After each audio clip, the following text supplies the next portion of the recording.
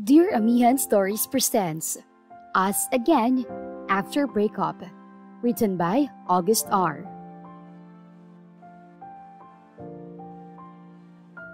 I'm sorry, Ayla, but... Nakaabang si Ayla Camara Furukawa sa bawat sasabihin ng kanyang kasintahang si Vergel Gonzalez. Kinakabahan siya ngunit pilit na nilalabanan. Nagkakilala sila sa isang event 2 years ago. Nagkaibigan at nang sabay silang makagraduate sa college na 5 buwan pa lamang ang nakararaan ay nagpropose sa kanya ang lalaki na mabilis niyang tinanggap dahil mahal niya ito. Ano? But I think, walang kasalang magaganap. I'm so sorry, Ayla. I love you, but I think my love isn't enough. Umiwas na ito ng tingin. Agad na namasa ang mata niya dahil sa biglang daluhong ng sakit sa kanyang puso. Anong ibig mong sabihin, Vergel? Kulang pa bang lahat ng pinakikita kong pagmamahal para putulin mong engagement nating dalawa? Para siyang pinapatay ng sakit. Vergel naman, ipinaglaban kita sa mga magulang ko at maging sa lahat ng taong tutol sa pagmamahalan natin. Tapos ito lang ay gaganti mo. Huwag naman ganyan oh. Umiling ang binata. Mukhang desidido sa desisyon nito. Ayla, there's nothing wrong with you.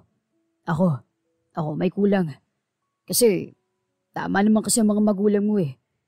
Ano bang may pagmamalaki ko? Isa lang naman akong tambay na anak ng politiko sa maliit na probinsya. Vergel, wala akong pakialam sa sinasabi nila.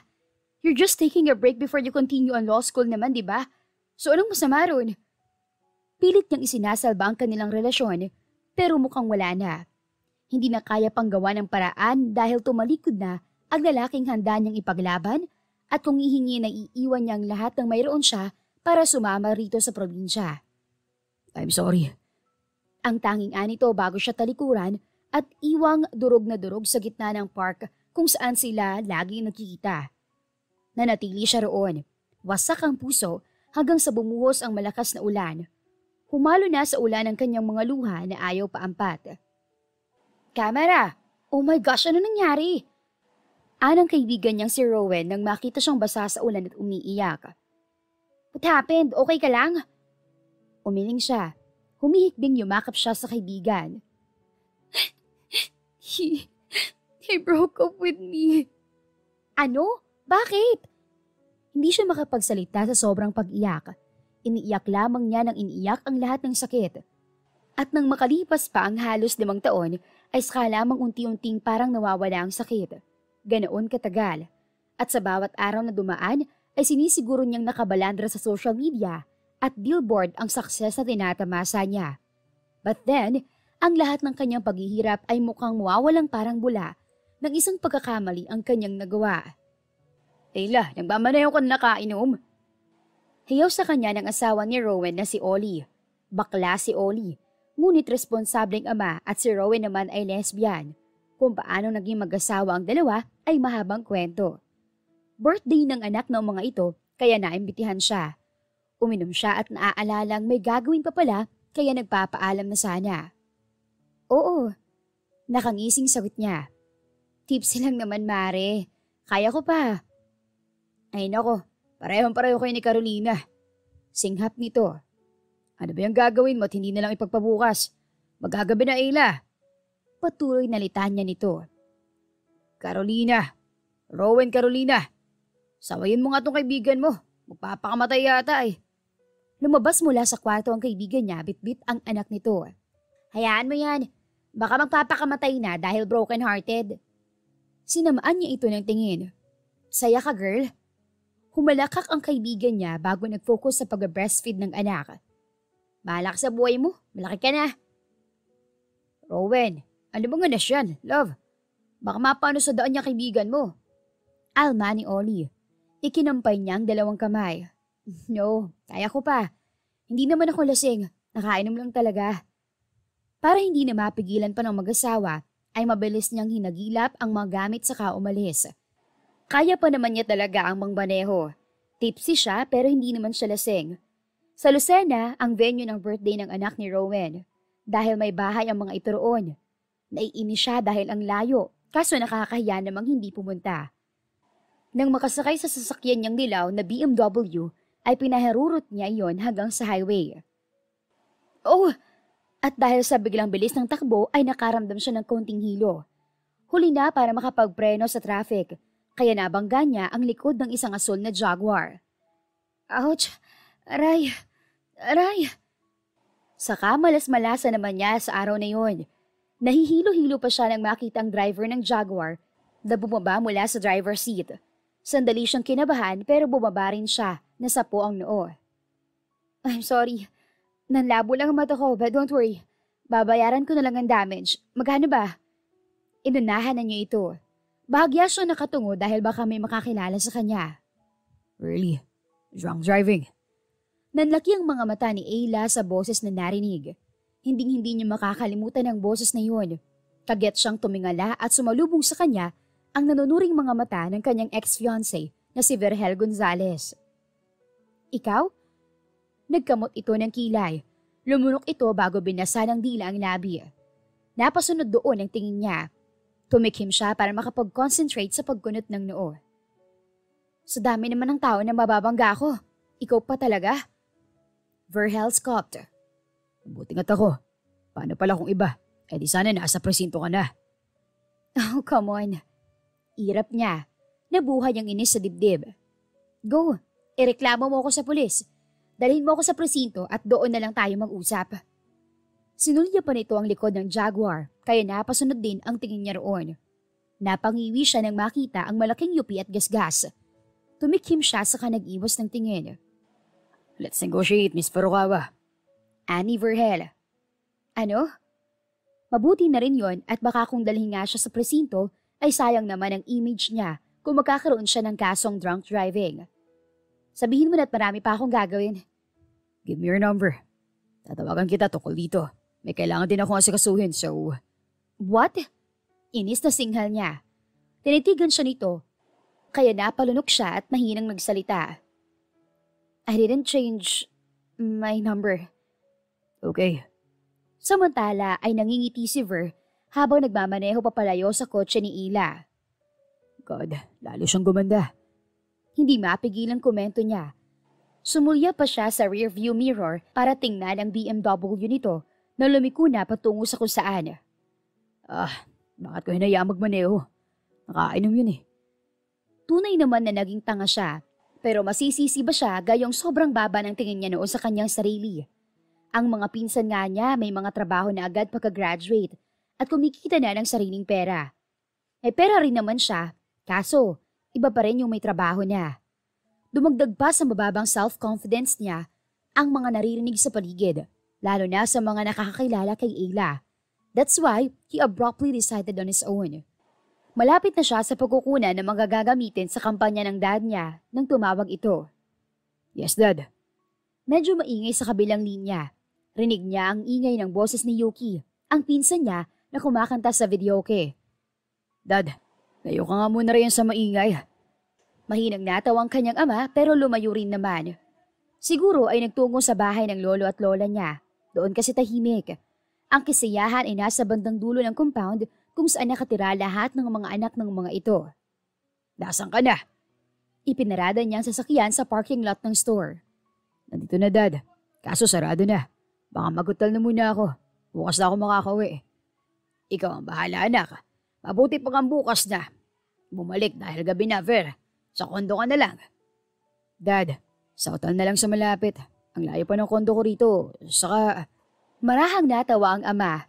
Alam kung ano ang pinoproblema niya. Doon pa rin ba nakatira, Verel? Daddy naman. Ungot niya. Alam nito at ng kanyang ina ang nangyari. Pinagtawanan pa nga siya. Hindi ko alam pero baka hindi na. Mas mama na eh. Tapos, alam niyo ba, Dad? Binangga ang Jaguar ko. Lasing na nagmamaneho ang bruha. Nakakasar. Dalhin ko na lang daw siya sa presinto at doon kami mag-usap. Malakas na halakhak ang isinagot ng kanyang ama. Parang tuwang-tuwa dahil alam na nahihirapan siya. Destiny plays a very crucial games to your love life, anak. Ayaw na ayaw mong lumabas dahil baka makasalubong mo. Tapos, Dad, pagkaba ko pa lang ng barko, hindi pa ako nakakaliw sa port. Nakakabangga ako na. Reklamo ni Virgel. Natatawa na rin. Nakaspeaker ang phone dahil nagmamaneho siya patungo sa pinakamalapit na hotel pero fully booked. Bakit anak? Oh, Mom, where's Dad? Ang ina niya na kasi ang nasa kabilang linya. Tinawag ni nanay. May iuutos yata. Mahina siyang natawa. Walang mayor kapag magulang ang nagutos. Akala ko sa hotel ka na lang sa malapit. Ba't nagbago ang isip mo? Fully booked. Nakasimangot na saad ni Ver. Ipinark niya ang Jaguar na mayupi at sumakay ng elevator paakyat sa kondo. Dito na ako, Mi. Nagbubukas na siya ng pinto ng kondo nang bumukas naman ang sa tapat. Napalingon siya ron at nang masamang tingin agad ni Ayla ang sumulubong sa kanya. Anong ginagawa mo rito? Singhal nito. Halatang galit talaga. Nakasuot lamang ito ng manipis na pantulog. Napangisi si Verhel. Inihatid ko yung kotse na nabangga mo para ipaayos. Ano? Yung kotse ko na nabangga mo ka ako. Aba, syempre ipapaayos mo, di ba? Anya. Oo nga pala. Sa presinto na nga lang pala tayo mag-usap. Nanlaki ang mga mata nito. Sa ganda ng imahe ng dalaga sa publiko, talagang magugulat ang lahat kapag nalaman na nagmaneho ito ng lasing at nakabangga pa. No, ipapaayos ko na lang. Singhal ni Ayla sa kanya at ibinagsak ang pinto. Tatawa-tawa siyang pumasok sa sariling kondo. Naiiling. Ano ba itong pumasok sa isip niya at nagagawa niyang inisin ng dalaga kahit na siya naman ang may kasalanan sa nakaraan. Mariin niyang kinagat ang ibabang labi. Baliw ka na, Ver. Tatawanan ka ng mga pinsan mo kapag nalaman to. May gamit pa siya sa kondo kahit na matagal na siyang hindi lumuluwas. Malinis pa rin gawa ng mommy niya kapag bumibisita sa mga kamag-anak nito sa syudad. Kinabukasan ay maaga siyang gumising. Nagkapilabang at lumabas na ng kondo para sadyain ang tarpaulin at kung ano-anong kailangan ng ama sa eleksyon. Nakangisi siyang kumatok sa katapat na kondo. Ang buhaghag pang buhok ni Ayla ang sumalubong sa kanya. What? Ang aga-aga. Good morning. Mukhang tulog pa ito nang buksan ang pinto. Nanlaki ang mata nito nang marinig ang boses niya. What the? Asik nito. Ano na naman? Iniabot ni Verhel ang susi ng Jaguar sa dalaga na kunot noo lang nitong tiningnan. Anong gagawin ko dyan? Hindi mo ba ipapaayos? Sige. Akmang tatalikod na siya nang habulin nito ang kamay niyang may hawak na susi kaya natawa siya. Give that to me. Singhal nito. You're blackmailing me. Hindi Nakangising Anya. Balik mo sa akin kapag ayos na. Babayaran ko na lang. Ipatingin mo't ako nang magbabayad. Nagmamadali ako. Hindi pwedeng mahuli ang campaign materials si Daddy. Ani Verhel na totoo naman. Nakasimangot na ang dalaga at iritado na. Paano ko ibabalik to kung hindi mo hihintayin? Marami rin akong trabaho sa buhay Attorney Verhel Gonzalez.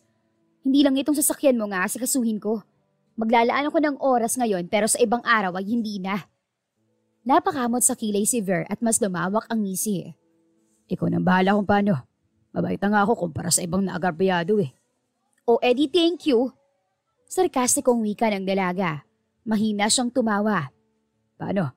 Ikaw nang bahala sa kotse ko Pahiram din pala ng sasakyan. Magkukumita ko pa uwi Inis na yata sa kanya si Ayla. Pero dahil may atraso ay pinipilit na pakiharapan siya. Maghintay ka riyan. Padabog itong pumasok sa loob ng kondo. Ibinagsak pa ang pinto. Mabuti na lamang at nakaatras siya kung hindi ay tatama ang pinto sa mukha niya. Maya-maya pa ay lumabas din ito. Ayos na ang buhok. Puting Toyota Camry ang ipinahiram nito. Mahina siyang natawa sa balak na dalhin sa Marinduque ang sasakyan para sumunod doon si Ayla para ihatid ang sasakyan niya. Nang makuha ang campaign material ay ganoon nga ang ginawa niya. Nagtaka pa ang mga pinsan niya ng ibang sasakyan ang pumasok sa compound. Paggaba niya ay nakangiwi ang pinsan niyang si Briggs habang bitbit ang anak. Bakit ibang sasakyan mo pa uwi? Tanong nito. Nabangga nga yung Jaguar kaya nanghiram ako. Umismid ito. Nanghiram na kalokohan mo. Narinig ko kay Mayor na dahil sa ex mo na tinataguan mo. Alam mo naman pala. Ingos niya. Tinawag niya ang isa pang pinsan na si Kiyu para magpatulong magbaba ng mga materials. So anong balak mo ngayon nagkita na ulit kayo? Chismoso mo, Briggs. Tura niya sa kabinalingan si Kiyu. Kiyu, sa bahay yan tapos ito kay Lola raw. Hindi ito umimik pero sumunod naman. Kaya binalingan ulit niya si Briggs na isinasayaw ang anak. Kapon na, inilalabas mo pa yung anak mong walang nanay dahil loko ka. Agad sumuma ang timpla ng mukha ng pinsan niya bago siya tinalikuran. Kagaguhan mo, Berel. Diyan ka na nga. Malakas siyang humalakhak at naglakad na rin patungo sa bahay para mag-asikaso na naman ng tambak na trabaho. Maghahating gabi na at nagbabasa pa rin siya ng dokumento nang tumunog ang cellphone niya. Hello? Kunin mo na bukas ang sasakyan mo. Dinala ko na sa talyer. Ibalik mong kotse ko. Samantala ay walang emosyon na ani Ayla sa kausap sa kabilang linya. Nagbaka sakali siya kanina na tawagan ang dating numero ni Ver at nagulat siyang hindi pa rin pala ito nagpapalit ng number. Nasa Marinduque na ako. Napasingap si Ayla sa sagot ng lalaki. Paano niya maibabalik ang sasakyan nito kung nagtatago na naman ito sa probinsya nito? Paano ko makukuha ang sasakyan ko? Ginagamit ko rin yan Importante sa kanya ang sasakyan na yon dahil regalo yun sa kanya ng dad niya. Kunin mo rito. Sakyan mong Jaguar ko. Oh my gosh! Verhel! Hindi lang ang sasakyan mong inaasikaso ko Sana naman magkaroon ka ng kahit konting konsiderasyon na hintayin na, no? Hindi yung kung makautos ka na dalhin ko riyan sa lungga mo. Kung hindi mo kukunin, ipapahatid ko na lang. Hindi ko ibibigay kung hindi ka kong kukuha. Palit na lang tayo. Mayabang na nito kaya naiinis na naman siya. Ang kapal naman ng mukha nito. Ano ba? Mariin siyang napapikit dahil sa pagtawa nito na kumiliti sa kanyang tenga. Ano? Totoo nga. Ikaw ang kumuha rito. Busy akong tao, attorney. May kumpanya akong pinapatakbo at may modeling career ako na inaalagaan. FYI I am a very busy person. Baka lang hindi mo alam kasi wala ka naman yatang trabaho. Natahimik ang kabilang linya. Napakagat siya sa ibabang labi. Below the belt na yata ang nasabi niya. Tumikim siya at muli sanang magsasalita nang marinig niya ang mahina nitong tawa sa kabilang linya. Yeah, pero nagtatrabaho naman ako sa dad ko. I'm his personal attorney. Also, abogado ako sa PAO, so pasado na ba yun bilang trabaho sa'yo, Miss Furukawa? Whatever. Anya bago binaba ang tawag. Nahiya siya bigla. Maluwag-luwag ang schedule niya ng mga sumunod na araw. Pumirma lang siya at nag-approve ng mga documents sa kumpanya, tapos ay wala na. Kaya nagpa siya siyang ihatid ng Jaguar na kapag nadadaanan niya sa parking, ay nai-envision niya ang may-ari niyon na nakangisi. Peste ka? Inis na pinalo ni Ayla ang manibela. Stuck siya sa traffic papasok sa Talaw-Talaw Pier. Sasakay pa ng barko para makarating sa lungga ng baliw na lalaking yun. Papaluin sana ulit niya ang manibela nang tumunog ang phone niya na nakakonect sa speaker ng sasakyan. Rowan, bakit? Where are you? Nasa barko. May kailangan ka? Anong barko? Nagtatakang tanong nito. Saan ang punta mo? Sa Romblon? Huminga siya ng malalim ng maayos na maiparada ang kotse sa loob ng barko. May inilagay na kung anong tali sa sasakyan. Sa Marinduque. Anong gagawin mo ron? Magtatayo ng business... Oh! Nagets yata nito at naalala. Okay, sige. Ingat ka na lang Huwag kang uuwing luhaan Mahina siyang natawa. Gaga. O ano nga't napatawag ka? Iiwan sana namin si Olga May business meeting ako sa Baguio Sasama raw si Oli. Kaso walang magbabantay dahil, alam mo na, hindi pa pwedeng ibiyahe. Sa mama mo o sa parents ni Oli? Nasa business trip si mama. Si papa naman nasa Cebu. Namomroblema ito. Di bale, baka hindi nalang sumama si Oli. Kikis ko nalang para pumayag. Napahagikik si Ayla. Makaka mo ikaw ang ikis dahil ikaw palang iwan. Siya na lang ang a-attend. Marahas na bumuntong hininga ang kausap sa kabilang linya. Baka nga ganun. Magbanding na lang kay ni Olga. Suggestion niya sa kaibigan. Hindi niya akalain ang lesbian na kaibigan ay magkakaroon ng masayang pamilya. Tawang-tawa pa siya noon kapag may gimmick sila. Lagi itong naghahanap ng babae, pero sinasabihan lang ito na mas maganda pa ito at babaeng-babae ang itsura kaysa sa mga straight na babae. Bokya tuloy ito. Kaya nga O sige na, ibababa ko na at magtitingin ako kung ano meron sa barko. I'm hungry na rin kasi. Alright, ingat Ayla Camera. Umakyat siya sa itaas ng palapag ng barko. 3 floors iyon kasama na ang mga lalagyan ng sasakyan sa ibaba. Pag-akyat pa lang niya ay hinampas na agad siya ng malakas na hangin. Maaliwalas sa pakiramdam kaya tumayo siya sa railings at tinanaw ang dagat. Pinapanood ang puting bula at alon. Masarap din at maaliwalas ang pagmasdan ang mga islang natatanaw niya. Nakakagaan sa pakiramdam. Bakit ngayon lang niya na-try na sumakay ng ferry? Iritan niyang dinukot sa bulsa ang phone nang tumunog iyon. Istorbo sa pagsa-sightseeing niya. Ano? Isasauli na nga ang sasakyan mo eh. Verhel chuckled on the other line. Nasa barko ka. Wah, talagang bumiyay ka ah. Umikot ang mga mata ni Ila. Ano pa ba? Nakakahiya naman sa'yo. Ibabalik ko lang at kukunin ko sa sasakyan ko. And then, that's it. Tawagan mo ko pag malapit ng dumaong. Bili ng lalaki na kung umasta ay para mang magkaibigan silang dalawa. Napairap siya sa kawalan. Pakin mo ba? Pakidala na lang sa daungan ng kotse ko at doon na tayo magpalit. Babalik na ako kagad. What? Gulat na anito. No, ipapasyal kita rito sa amin. Ayoko. Bakit? Maganda kaya rito. Pangumbinsin ni Verhel sa kanya. Hindi ka magsisisi. Marami pa akong gagawin, she said firmly. Sa kabilang banda, ang mga ngiti ni Verhel ay sobrang liwanag, kaya hindi siya napigilang sapakin sa braso ng pinsang si Kiyu. Aray dude. Reklamo niya. Ano tang lawak ng ngiti mo? Para ka nanalo sa loto ah. Baliw, bawal dito yun. Anyang natatawa. Pero mas masarap pa sa nanalo ang pakiramdam ko, dude. Hindi maitago ang excitement sa boses niya. Nasa biyahe patungo rito sa Ila. Maging ang pinsan niya ay nanlaki ang mga mata. Ay, hapon pa lang Vera, ang aga mo namang managinip. Dude, totoo nga. Pamimilit niya dahil akmang iiwan na siya nito sa gate ng compound kung saan sila madalas tumambay na magpinsan. Ba't naman pupunta rito yung bilyonaryo mong ex? Duda talaga ito. Di ba, iniwan mo yun noon? Ano, hinahabol ka? Nagpapahabol. Bungis-ngis na anya. Kapal na mukha mo, dude. Anito.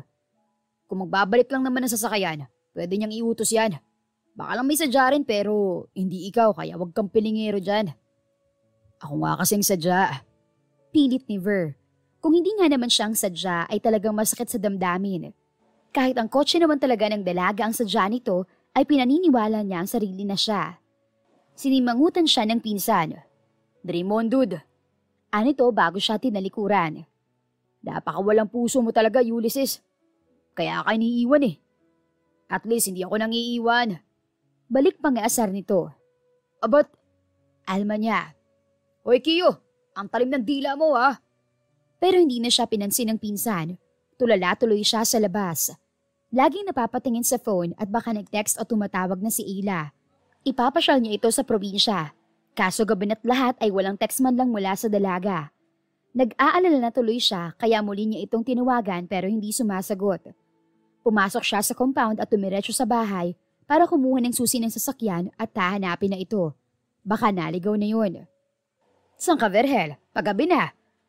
Tanong ng kanyang ina na sumilip mula sa kusina dahil narinig yata ang pagmamadali niya. May hahanapin lang ko, Mi. Maiksing sagot niya. Sino? Nagmamadali siyang lumapit dito at humalik sa pisngi ng ina. Mi, saan na ako magpapaliwanag? Naalis na po ko. Gabi na nga, Verhel. Hindi na niya pinakinggan ang sigaw at saway ng ina. Dire-diretso siyang lumabas. Tinatawag pa si Ver ng mga pinsan na nakaumpok sa bahay ng isa pa niyang pinsan para tumagay. Ngunit hindi niya pinapansin ang mga ito. Habang nasa biyahe ay tinatawagan niya si Ayla pero hindi ito sumasagot. May tracking device ang mga sasakyan niya kaya yun na ang inasikaso ni Ver habang nagmamaneho. Nasa hotel? Kulot noong tanong niya sa sarili nang matrak ang sasakyan. That woman. Itinigil niya ang sasakyan sa gilid at iniumpog ang noo sa manibela. Napaka-OA mo, Verhel. Madiskarte si Ayla, kaya... nakabalo ka na. Sa halip na tumuloy pa at i-check ang dalaga sa hotel na malapit sa port, ay tumambay na lang muna siya saglit sa plaza sa bayan ng Santa Cruz. 1 oras na drive pa sana hanggang sa hotel ng dalaga. O attorney, kamusta? Bati ng isang lalaking napadaan. Tinanguan niya ito. Ayos naman. Saan ang lakad niyan? Susundin ko ang girlfriend ko na nagtatrabaho sa munisipyo. Gabi na kasi at baka mapano sa dan. Kamusta si Mayor? Nasa Manila na naman. May inaasikasong importante. Yung konsehal na abogado ang kasama kaya chill ako ngayon. Anya, natawa naman ang kausap. Oo nga, istrikto ba? Napahila mo siya sa mukha. Ano pa ba? Naghalakakan silang dalawa bago nagpaalam ng lalaki, kaya naiwan siyang mag-isa. Nagsindi siya ng sigarilyo at saka sunod-sunod na humithit. Hindi naman siya madalas na manigarilyo. Kapag ganoon lang na hindi niya maipaliwanag ang damdamin niya o natitense siya. Nung maghahating gabi na ay nakatanggap siya ng tawag kay Ayla. What? Kunwari ay inis sa tanong niya rito. So unprofessional. Wala mo lang hello? Masungit ang boses ng dalaga sa kabilang linya. Hello? Nakangising pangaasar niya rito. Narinig niya ang naiinis sa singhap nito kaya ang ngisi ay naging tawa. Diba, sabi mo? You're so annoying. Oo nga, alam ko. Oh, ba't napatawag ka? Like bakit ang dami mong missed calls? Saglit na natahimik si Verhel. Bakit nga ba? I told you to call me pagbaba mo sa barko. Pero hating gabi na at walang tawag. Ayla, on the other line, scoffed in annoyance. Bakit mo naman kailangan gawin yun? Of course, cargo kita dahil akong sadya mo rito sa probinsya. Para kung mapano ka. Kaya sabi ko, tumawag ka para masundo kita. Come on, Attorney Gonzales. Huwag na tayo magplastikan. Sasakyan ng sadya ko kaya ako bumiyahe papunta rito. Not you. Mariin ang bawat katagang binibitawan nito.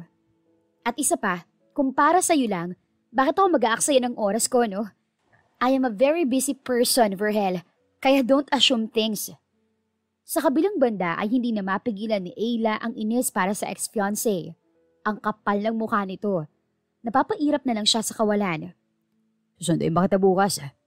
Mas lalong sumama ang timpla niya. Hindi ito makaramdam na hindi siya natutuwa rito. But at the same time, may kakaibang pakiramdam ang unti-unting umuusbong sa dibdib niya na alam niyang kailangan niyang pigilan dahil ikakapahamak niya.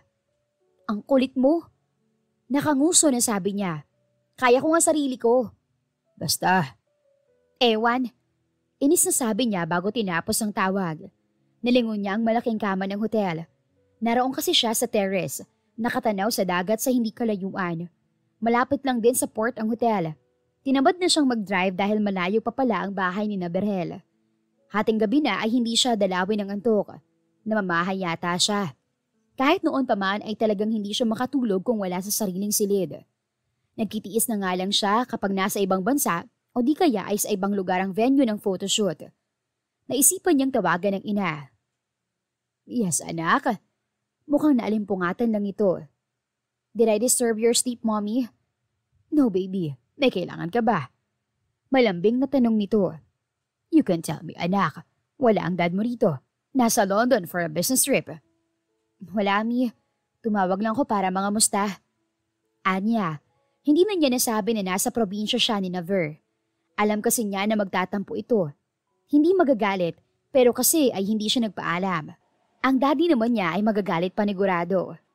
Sige na po, matutulog na po ako. Sure, iha. Sleep tight. Marami kang work tomorrow, ano? Yes, mi. Matapos magpaalam ng ina ay ibinabanan niya ang tawag. At kahit hindi dalawin ng antok ay humiga siya sa kama. Kinabukasan ay para siyang lasing.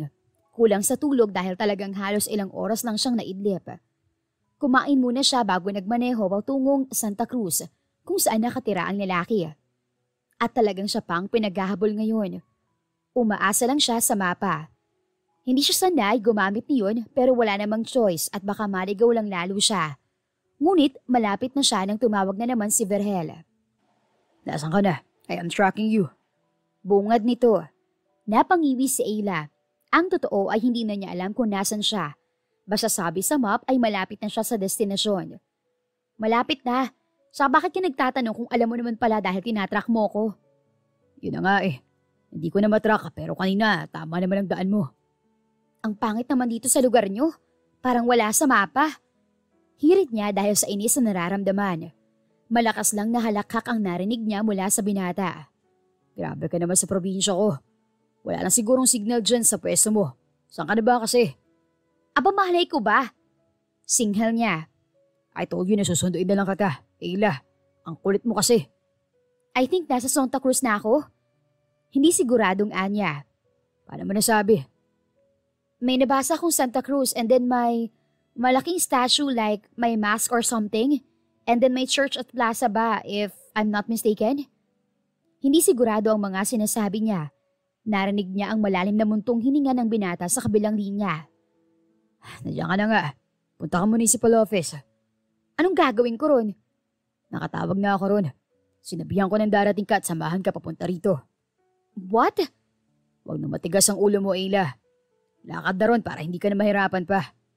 This is all your fault. Paninisi niya sa lalaki. Kung hindi kasi nito dinaladala ang sasakyan niya, ay hindi naman siya mapapadpa doon. Just go there. Yeah, papunta na ron. Anya habang pumaparada sa harap ng munisipyo. May naghihintay na sa kanya roon at ipinagmaneho siya patungo sa kung nasaan ang gunggong na lalaki. Another half an hour and her car was now entering a very wide compound. May mga bahay na tabi-tabi but there's a house which is much bigger. May mga tao sa isang maliit na bahay na malapit sa gate. Bumaba siya at lumapit. Good afternoon po. Nilingon niyang nagatid sa kanya na natili roon sa tapat ng sasakyan. Isang matandang babae ang pumansin sa kanya. Ay, magandang hapon din. Sinong sadya nila? Is Attorney Verhel Gonzalez here?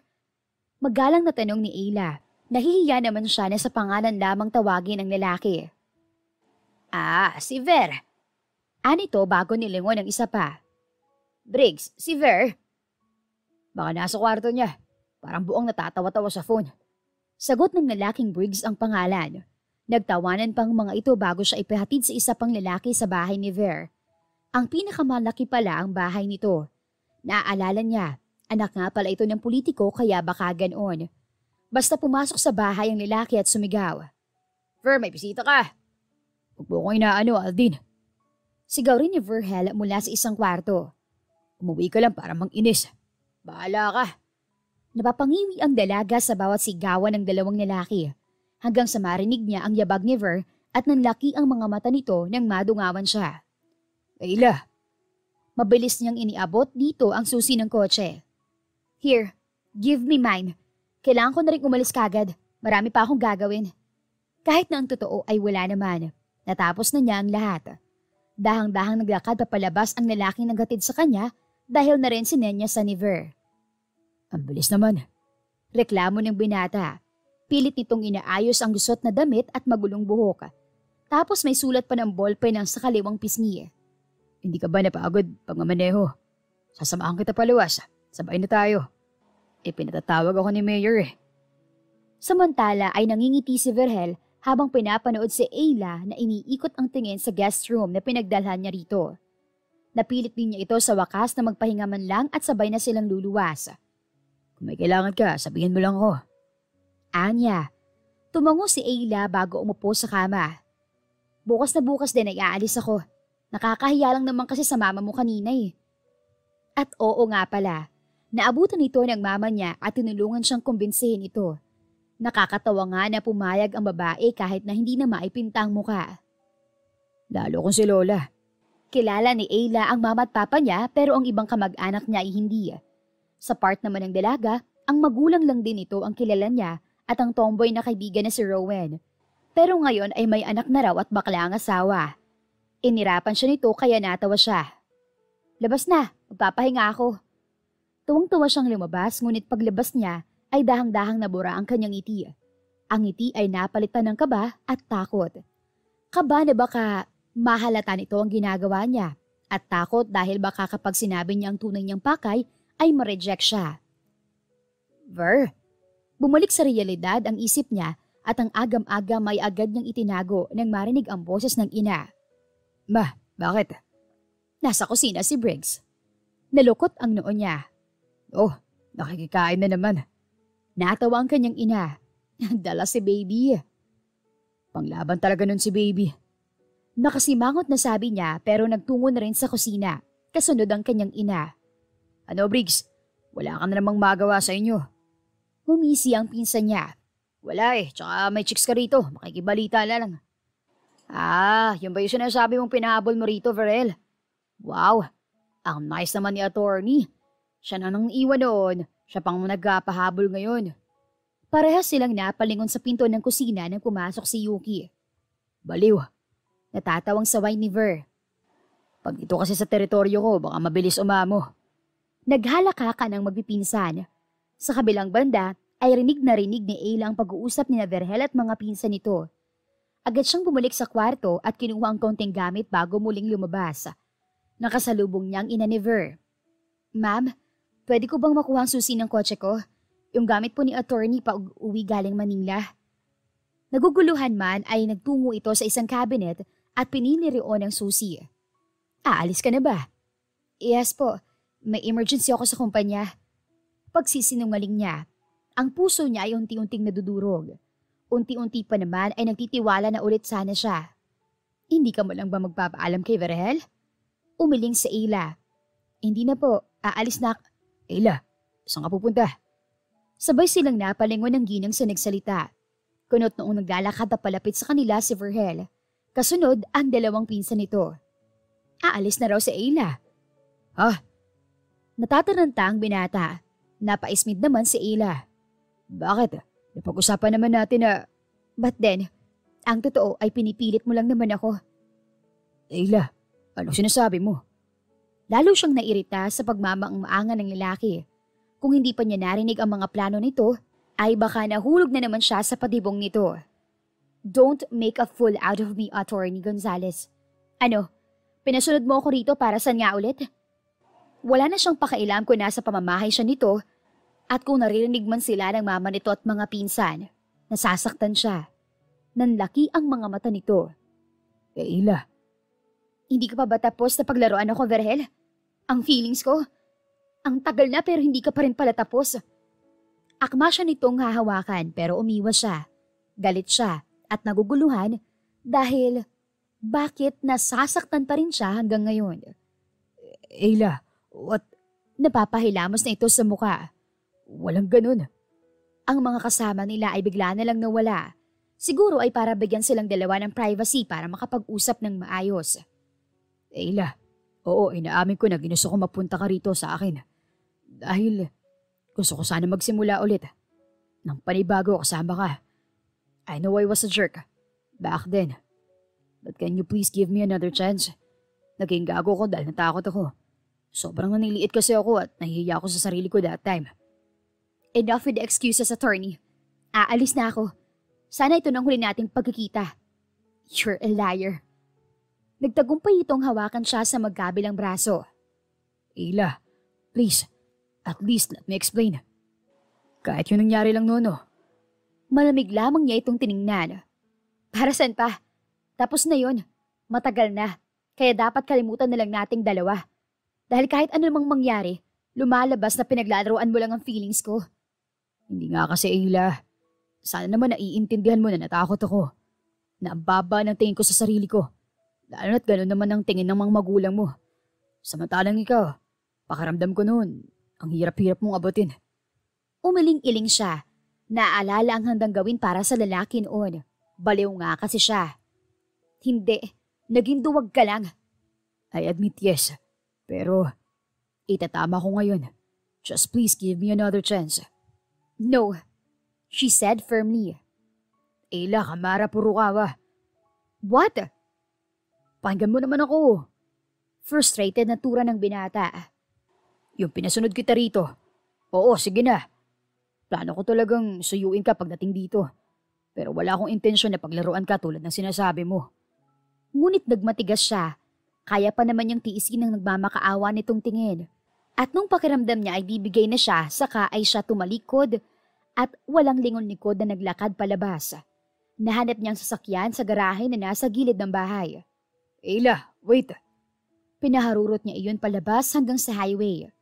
Wala siyang pakialam kung hinabol man siya ng lalaki at pinigilan ito ng ina at mga kamag-anak. Kailangan niyang makalayo sa lalong madaling panahon. Dahil, kung hindi, baka hindi na niya mapigilan pa ang muling pagkahulog. Nagtatago lang pala sa kaibuturan ng kanyang puso ang pagmamahal at natatabunan lamang ng galit. Why your eyes are puffed, Ayla? Nagtatakang tanong ni Rowan sa kanya kinabukasang makauwi siya. Talagang wala siyang tigil sa pagmamaneho. Paggabi na rin siyang dumating kinabukasan. Umiling siya. This is nothing, Rowan. Nothing? Maapektuhan niya ng photoshoot mo, baliw. Balik agad siya sa trabaho. Agad-agad pag-uwi ay may sumalubong na trabaho kahit gabi na. Tinanggap niya ng walang pag-aalinlangan para may divert ang kanyang atensyon. Hindi naman niya alam na bibisita ang kaibigan at mangungulit. Ano ba kasing dahilan yan? Wala nga, ba't ba ang kulit mo? Kunwaring naiinis sa singhal niya para sana tumigil na ito. Pero hindi talaga nagpatinag. Inismaran lang siya nito bago nagpatuloy. Sus, baka dahil sa ex mong yan no? Ano? Oo na nga, Rowan Carolina. Para tuloy itong demonitang malakas na humalakak. Tuwang-tuwa sa pamumugto ng mga mata niya. Parang hindi siya dinamayang umiyak noon. Sa kabilang banda naman ay aligaga si Verhel. Hindi malaman ang gagawin. Ver, anak. Ma, anong gagawin ko? Nagsusumamong tanong ni Verhel sa ina. Para siyang lutang, hindi malaman ang gagawin. Kasalanan ko na naman to. Anak, kung talagang mahal mo, gumawa ka ng paraan para mapaibig ulit ang dalagang yon. Hindi yung paghahabulin mo rito. Sa pagkakataong ito, huwag mong hayaan na maapektuhan ka ng mga negative comments ng tao sa paligid mo. Kahit naman lawyer na ako, ang layo pa rin ng agwat namin sa isa't isa. At sigurado ako may masasabi na naman ang mga magulang niya. Ayoko maulit yung noon na nagbanta sila na itatakwil sa ila at maghihirap kong... Hindi siya noon nakapag-isip ng ayos dahil sa sobrang pagmamahal niya sa dalaga na ginamit ng magulang nito para mapaglayo sila. Yes, he can provide for her. He can give her a decent life. Hindi sobrang rangya pero sigurado siyang hindi ito magugutom sa piling niya. But Ayla loves her parents dearly at alam niyang madudurog ang puso nito kapag itinakwil ito ng mga magulang para sa kanya. Ang mali niya, hindi niya hinayaang mamili noon si Ayla. Siya ang namili para rito at sa prosesong iyon ay nadurog pa rin ang puso nito. Marahan siyang hinaplos ng ina sa likod. Then judge all they want. Kung itatakwil, kaya mo namang buhayin sa Ayla, no? Doon napangiti si Verhel, kaya mahal na mahal niya ang ina. Supportive ito. Kaya ko, kaya lang. Alam ko masasaktan siya kapag gumadlang na naman sa amin ang mga magulang niya. Ang paghaplos ng ina sa likod niya ay naging dagok. Stop deciding for her. Alam mo na nga mali ang desisyon mo noon eh. Uulitin mo na naman ngayon. Taray ma, sinimangutan niya ito. Grabe talagang pagmamahal mo eh. Kumilos ka na, Verhel. Baka lalo kang mawala ng pag-asa kay Ayla. Talagang iiyak ka ng dugo. Dali-dali siyang kumilos at nagpasya siyang sundan ang dalaga sa syudad. Nawala na sa isip niya na may trabaho nga pala dapat siya na utos ng kanyang ama. Bahala na ang mama niya na magpaliwanag kay Mayor. Hindi na siya nahirapang hagilapin ng dalaga dahil sa tulong ng kaibigan nitong si Rowan. Ang kondo kasi ni Ayla ay sarado at mukhang hindi na tinitirhan matapos ang araw na nagkita sila sa building na yon. Ngayon ay nasa tapat siya ng kumpanya ng dalaga. Nakakailang ulit na siyang bumuntong hininga para palakasin ang loob. Sir, do you need any help? Hindi na yata nakatiis ang gwardya. Kay Ayla Kamara Furukawa. Nandyan ba siya? Ano mong pangalan para ma-inform sa front desk? Tumikhim si Verhel. Attorney Verhel Gonzalez. Sinamahan pa siya ng lalaki hanggang sa front desk at kinausap ang dalawang babae roon na kung makangiti sa gwardya ay daig pa ang nakakita ng anghel na bumaba sa lupa. Attorney Gonzalez? Yes sir. Naitawag na po namin ni Ma'am Rowan si attorney. Sabi ng babae. Nagtataka man dahil sir din ang tawag dito sa security guard na kasama niya ay hindi na niya pinansin dahil kinakabahan na talaga siya. Ang daming what ifs na pumapasok sa isip niya. Pero kakayanin niya para sa babaeng minamahal. Paulit-ulit niyang sinasabi sa kanyang sarili na hindi na siya magiging duwag pa. At talagang sinamahan pa siya ng security guard hanggang sa opisina. Nanlaki pa nga ang mata niya nang ngitian lamang ito ng sekretary na naroon at hayaang pumasok sa opisina ng dalaga. Ayla Kamara, may bisita ka. Wika ng lalaking kasama niya. Sinipat nga niya at baka nagpapanggap lang na security guard at mukhang tama nga siya. Ano namang kabaliwan yan, Takeshi? Nakasimangot na salubong sa kanila ni Ayla. Prenting upo sa sofa na naroon ang lalaking tinawag nitong Takeshi. Ni hindi man lang siya tinapunan ng tingin ni Ayla. Para siyang hangin sa silid na iyon. Kahapon nasa front desk ka. Ngayon naman security guard. Umuwi ka na lang sa Japan. Nakakagulo ka rito. Malakas na humalakhak ang lalaki na Japanese pala. Kamag-anak siguro ni Ayla. Don't mind me. Inginuso siya nito. May bisita ka. Saka lamang siya tiningnan ng dalaga. Sa sobrang lamig ng tingin nito, ay halos manginig siya. Hindi ko kilala yan. Total naka-security guard outfit ka naman. Palabasin mo na yan at baka manggulo pa. Ayla. Kagyat siyang lumapit. Please, can we talk? Para saan pa? To justify your actions? Wag na lang. Nito. Kung wala ka namang sasabihin pa, umalis ka na. As you can see, Attorney Gonzales, marami akong gagawin. Sasagot sana siya ng mauna si Takeshi. Di ba kailangan mo ng abogado para sa isang kaso ng kumpanya na ipinataw sa inyo nung gunggong na business partner nyo? Siya na lang. Mapakainabangan ng pinag-aralan, di ba, attorney? Tura ng lalaki. Inginunguso pa siya. Magagamit pa yata siya. I have my legal team for the company's expense. Hindi ko kailangan ng outsider. Malakas na tumawa ang lalaki. Bakit kahit tumatawa ito at nakangiti hanggang sa mata ay iba ang pakiramdam niya? Para itong bigla na lang mamamaril sa totoo lang. Kung tutuusin, mas malaki ang katawan niya rito dahil medyo payat ang lalaki. Pero talagang nakakatakot ang aura nito. Ayla, I can offer my services for free. Anya, desperadong makuha ang atensyon ng dalaga. Tumawa na naman si Takeshi na nakataas na ang paa sa center table. Kay Ayla lang daw dapat ang service mo. Takeshi Furukawa, ano ba? Singhal ng dalaga. Naiinis na yata. Lumabas ka na nga. Naalibadbaran ako sa itsura mo eh. Ngingising-ngising tumayo ito at naglakad palabas. Ayaw pa kasing sabihin na gusto lang masolo si attorney. Samantala ay halos takasan sa Ayla ng bait dahil sa ugaling ipinapakita ng pinsang si Takeshi. Hindi naman talaga ganoon ang ugali nito. Masungit si Takeshi pero ngayon ay iba ang pinapakita kay Vergel. Maliban sa kakaiba nitong gawain na magbihis ng kung ano-anong uniform, kaya sobrang weird. Maniligaw ulit ako, Ayla. Nabaling ulit ang atensyon niya sa binata na nakaupo na sa silyang nasa harap ng table niya. Kahit hindi ka pumayag, itutuloy ko pa rin to show you that my intentions are genuine. Napatitig siya rito. Seryoso ang boses nito, but she's contemplating whether to accept him again or not. Nag-iwas siya ng tingin kaya napabuntong hininga ang binata. Vergel, ano na naman bang kailangan mo sa akin? Ayla, I want you back.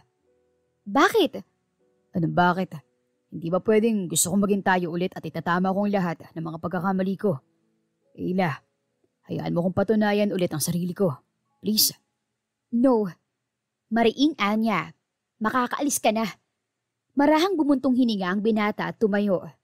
Alright, but please, expect that you will see me every day at susundan kita kahit saan ka magpunta. Mariing napapikit si Ayla. Parang biglang may kung anong tumadyak sa kanyang puso dahil sa malungkot na ekspresyon sa mga mata ni Vergel. Pilit man niyang tinitigasan ang puso para hindi na maulit ang nakaraan ay hindi niya kaya. Sa mga sumunod na araw ay patuloy na nagpakita sa kanya ang binata. Hi. Sinimangutan niya ito. What are you doing here? May dala na naman itong bulaklak. Noong nakaraan ay pagkain naman ang dala nito. I told you. Maniligaw ako. Nakangiting nito. For you. Masama man ang hilat siya ng muka ay tinanggap niya ang iniabot nitong bulaklak. Ang kulit. Sa paggabot niya ng bulaklak ng bigay nito, ay agad na nagliwanag ang mukha nito. So, hatid na kita. Wala ka bang trabaho? Nagtatakang tanong niya. Parang ang daming oras nito para sayangin sa kanya. Wala. Wala? Oo, wala. Nito. Kaya ihahatid kita kung saan ka pupunta at susunduin din pagkatapos. Kung ginagawa mo to para... Nagkamot ito ng kilay. Okay. I have an appointment later sa isang meeting ni Dad na akong representative. Pero mamaya pa naman kaya... Nagkibit balikat ito. Ihatid muna kita. Inihatid nga siya ng lalaki sa kumpanya. Oh, sino yung nagatid sa'yo? Ang pinsang si Takeshi ang naabutan niya sa reception area. Nakadungo pa ito sa labas na akala ay makikita pa roon ang sasakyang naghatid sa kanya. Inirapan niya ito. Pakialam mo.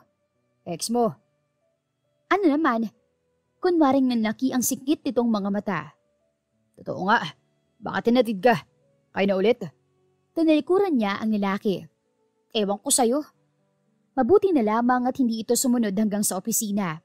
Nagtanong siya sa secretary kung anong kanyang schedule at mayroon pala siyang 1-week business trip sa Bahrain.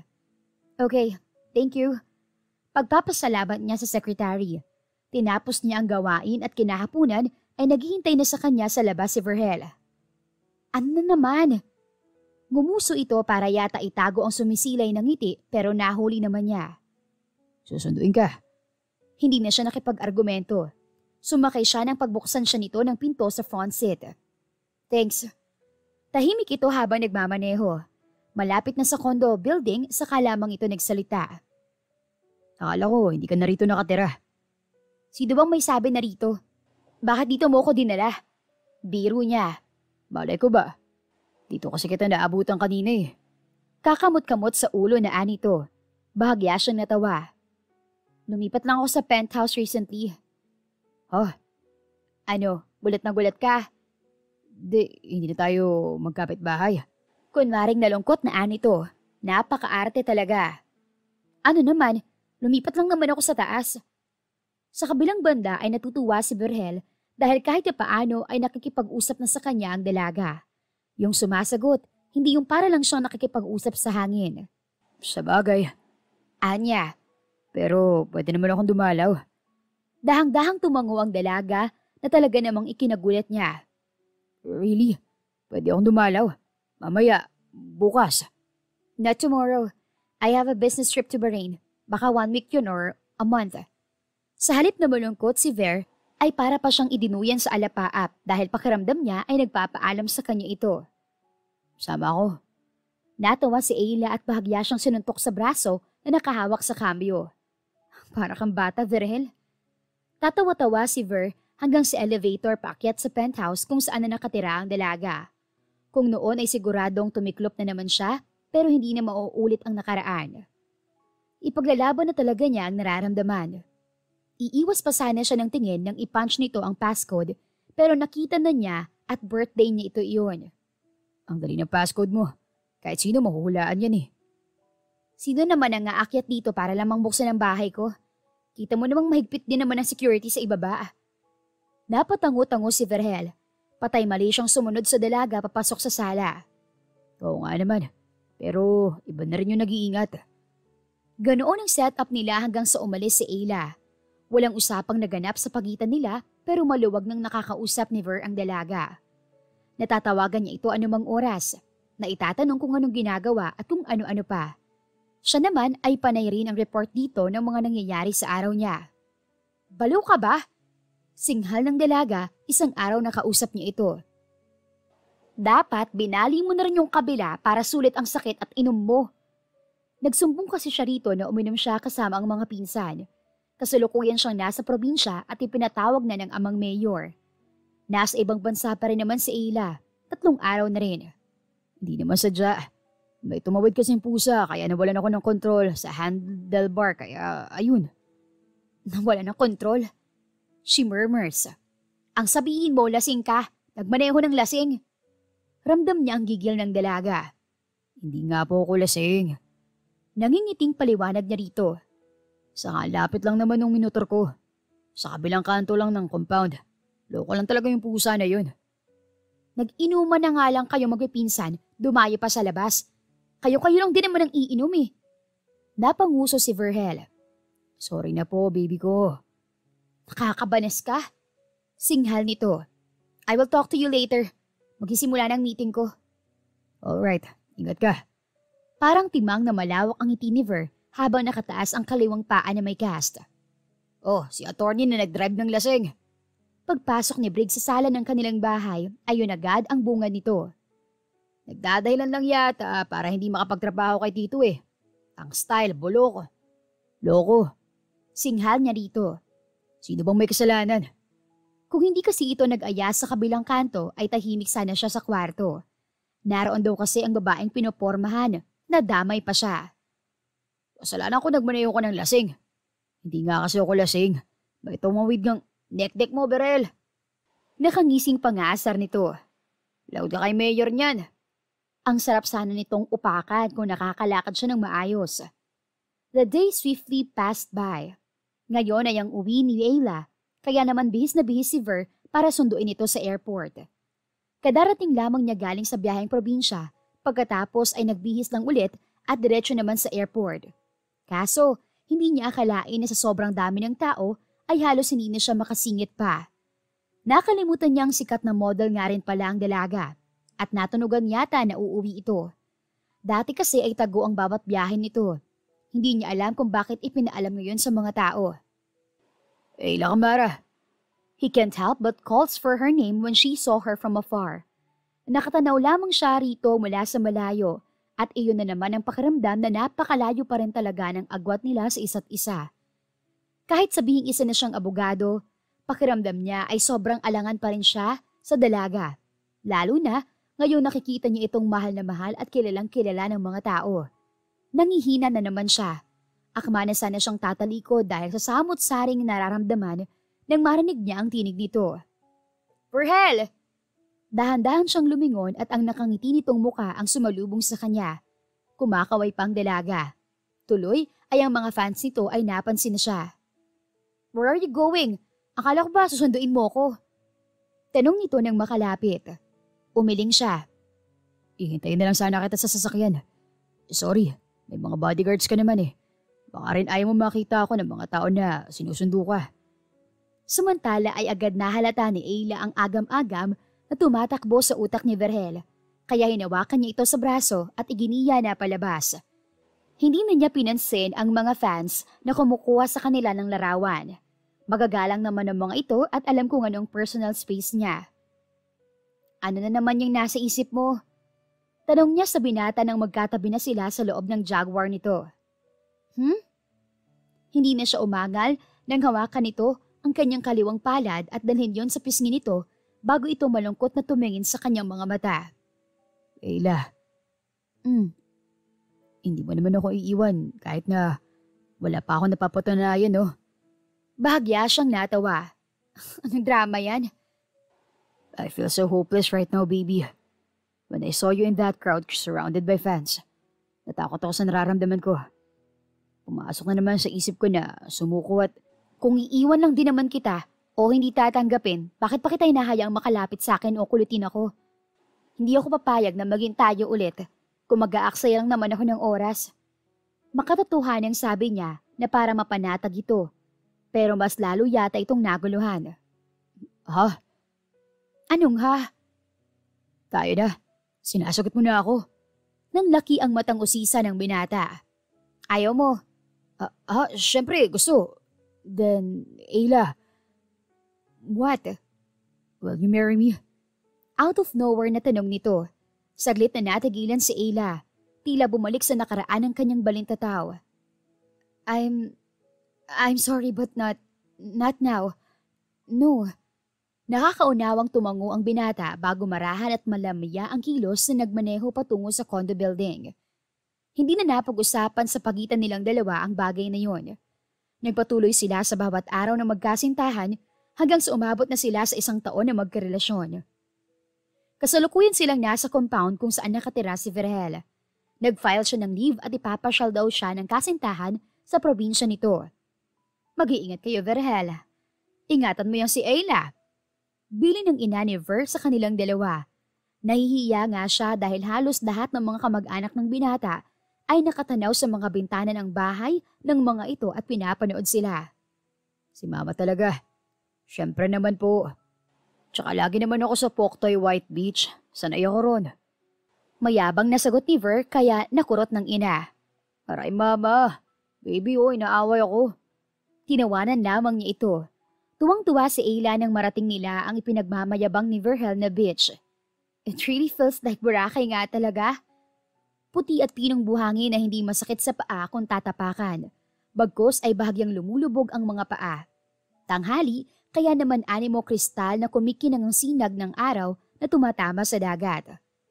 Sabi ko sa iyo may Boracay kami rito sa Marinduque. Ganda nyo.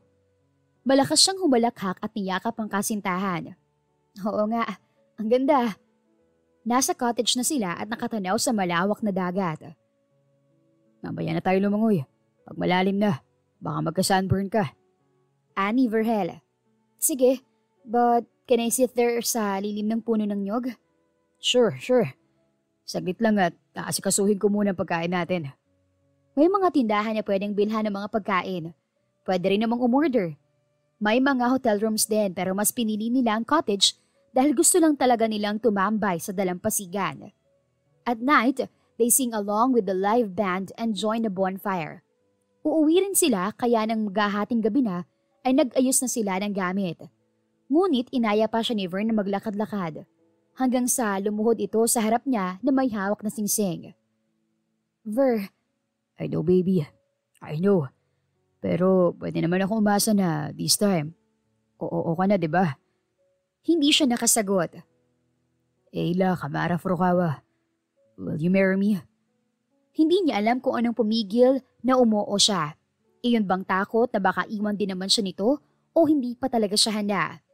Hindi man siya pumayag ng gabing iyon, laking pasasalamat na lamang ni Ayla na patuloy pa rin ang binata sa pagmamahal sa kanya at pag-unawa. Ngayon naman ay nasa biyahe sila patungo sa Cafe Tanawin na nasa tuktok daw ng bundok. Tumigil sandali si Ver sa isang gasoline station dahil magbabanyo ito. Siya naman ay nakatayo sa labas ng sasakyan at kausap sa phone si Rowan na gigil sa kanya. Gaga ka talaga, Ayla. You're impossible Napanguso siya. Bakit ba? Natatakot nga kasi ako. Valid naman siguro ang nararamdaman ko, diba? Siguro sa susunod kaya ko na. Kapag nawala na yung takot ko na tumanim sa isip at puso ko. Valid naman. Pagsuko nito. Kung gusto niyo mag-work ang relationship niyo, try working and improving yourselves muna. Si Verhel, sa takot at insecurities niya. At ikaw naman sa takot na magpakasal. Para kayong timang. Marahan siyang napangiti. Kinakitaan naman niya ng improvement si Ver. Mukhang hindi na mababa ang tingin nito sa kanyang sarili. Lalo na kapag hinahayaan niya itong magdesisyon at lalo na kapag hinahayaan niya itong magbayad ng mga kung ano-ano para sa kanya. Tuwang-tuwa nga ito kapag hinihingan niya ng pera at bibili siya ng street food sa labas ng compound ng mga ito. Yeah, thank you Rowan. Sige na, bebe time na namin ni bakla o miksena ka. Hindi na siya nagpaalam dito nang matanaw ng binata na papalapit. Sorry na tagalan. Kinausap ako ng may-ari ng gasolinahan. May itinanong tungkol sa legal matters at ginigipit daw sila ng may-ari ng lupa. Paliwanag dito habang tinutulungan siyang sumakay. Tiningnan niya ito. Tinitigan ng may pagmamalaki. What? Ayla shook her head. I'm so proud of you. Ngumuso ito pero hindi rin naitago ang ngiti. Imagine, may libre silang konsulta kahit na makasalubong ka lang sa kalsada. Other lawyers will not do that, baby. Ikaw lang. Nakakatulong ka ng walang bayad. That was very awesome of you. Those small praises also boost his confidence at natatabunan ng insecurities nito sa katawan. Ewan niya kung bakit ang baba ng self-esteem nito ang buti-buti nitong tao. Pinapalaki mong ulo ko. Of course not. Tara na nga. Imbes ay sabi niya rito. Cafe Tanawin is literally at the top of the mountain. Tanawin. Dahil talaga nga namang tanaw ang halos kabuuan ng lalawigan. Malawak na bulubundukin sa gawing likuran, sa paanan naman ay malawak na taniman ng palay at iba't ibang pananim at sa kalayuan ay tanaw ang napakalawak na karagatan na pumapalibot sa buong probinsya. Hiyaw niya habang nakataas ang kamay at nakasandal sa railings. Wala pa namang ibang tao kaya hindi nakakahiya. Breathtakingly awesome. Protesta ni Ver sa tabi niya. Nakalokip-kip ito. Sinasabi mo nga noon na pangit ang probinsya ko. Mahina siyang natawa. Joke lang naman yun. The truth is, nag-search na kaya ako ng mga pasyalan dito noon para sabihin sa'yo na dalhin mo ako sa mga pasyalan. Sige, ano na-search mo? Buyabod Pierre? Malakas na natawa ang binata. Anong gagawin mo ron? Pierre lang naman yun Sabi maganda daw. Tumangu-tango ito. Oo, maganda naman.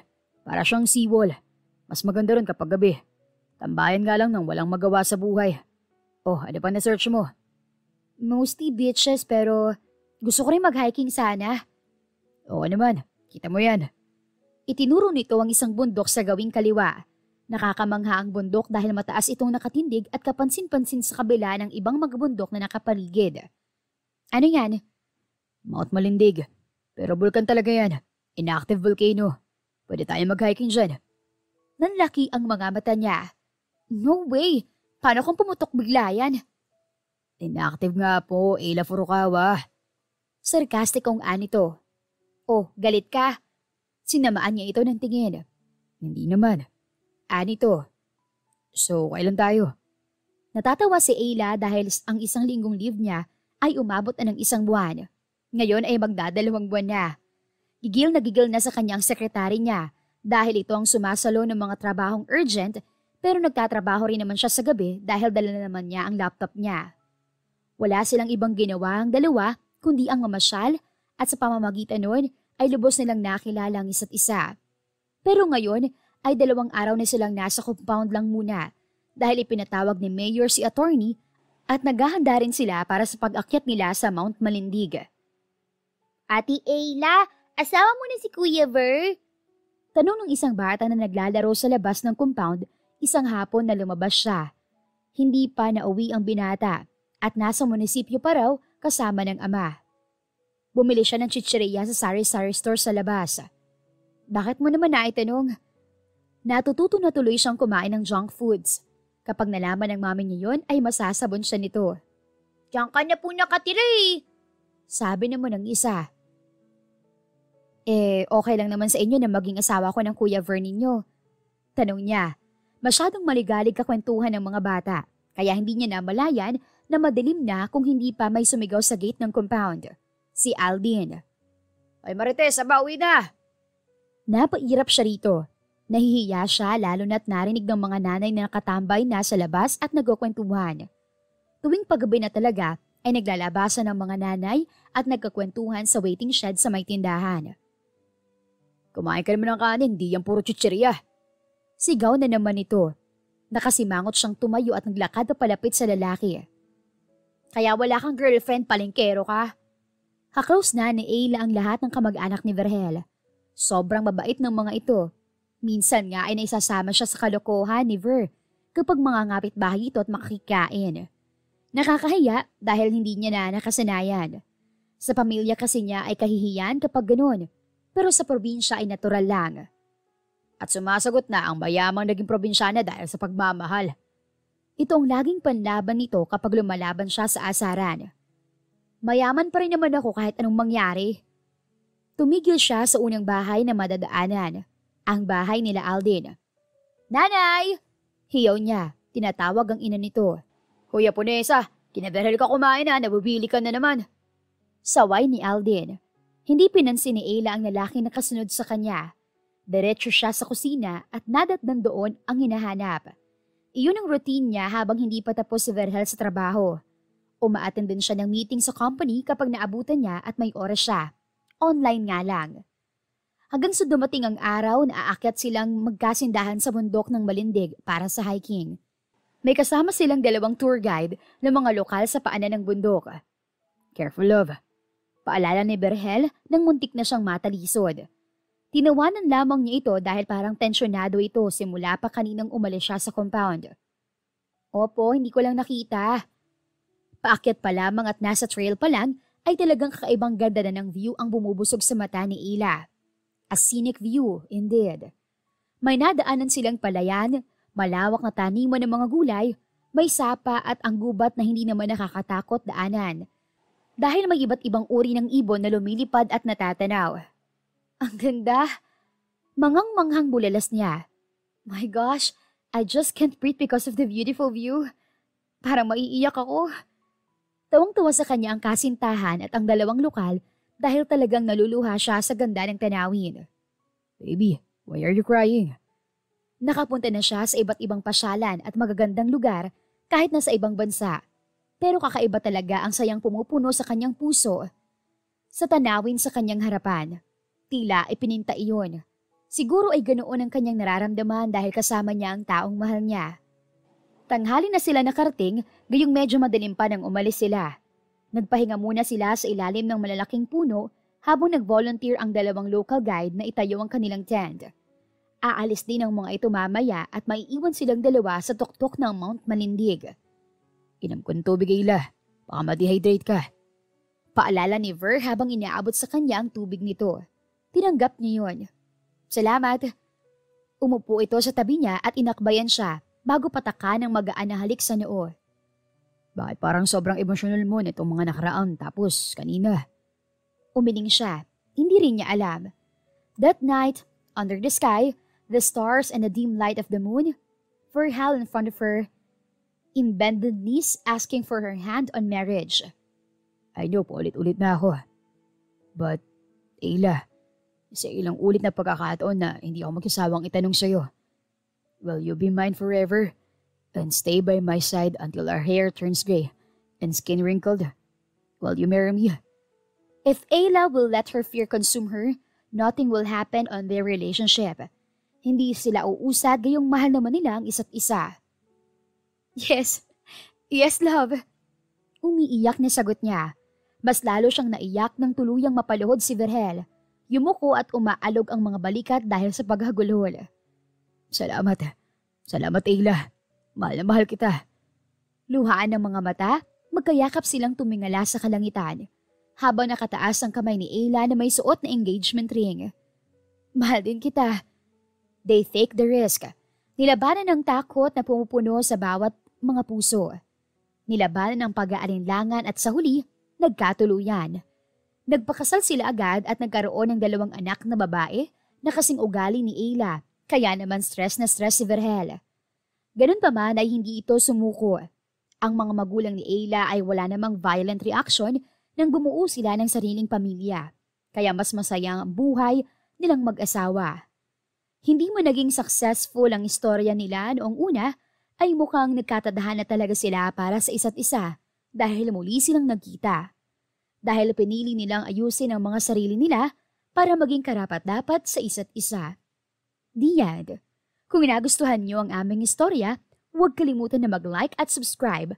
Mag-iingat po tayong lahat. Salamat!